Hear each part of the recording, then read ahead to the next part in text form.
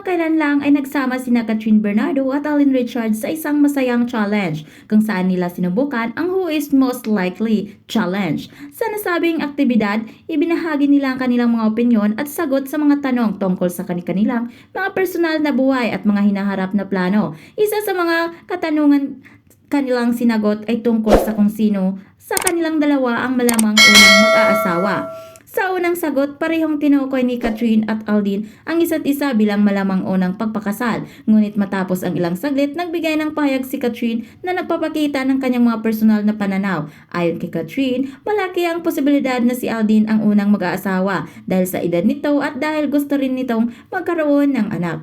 Feeling ko si Tisoy kasi 33 na siya at gusto na magkakababy. Go mo na yan, ang sabi ni Catherine tungkol kay Alden. Ang paggamit niya ng pangalang Tisoy ay isang palayaw na kadalasang ginagamit ni Catherine kay Alden bilang pagpapakita ng kabaitan at pagmamahal. Sa kanyang pahayag, makikita ang kanyang pagsuporta kay Alden sa mga plano nitong magsisimula ng pamilya.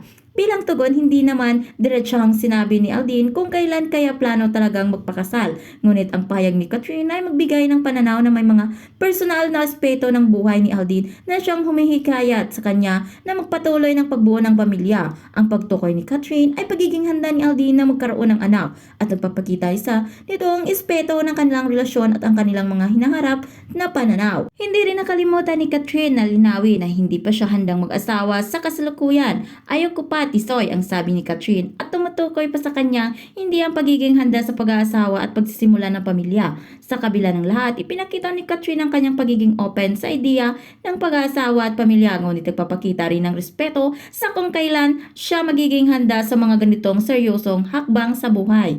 Ang nasabing challenge na ginawa niya ni Catherine at Alden ay isang light-hearted heart na paraan upang magbahagi sila ng mga personal na pananaw tungkol sa kanilang buhay at ang mga posibleng hinaharap na desisyon. Ang dalawang stars na kilala kanilang pagiging pagka-partner sa mga proyekto at in-screen chemistry ay tila mas open ngayon sa pagpakita ng kanilang mga personal na pananaw tungkol sa buhay, pamilya at hinaharap.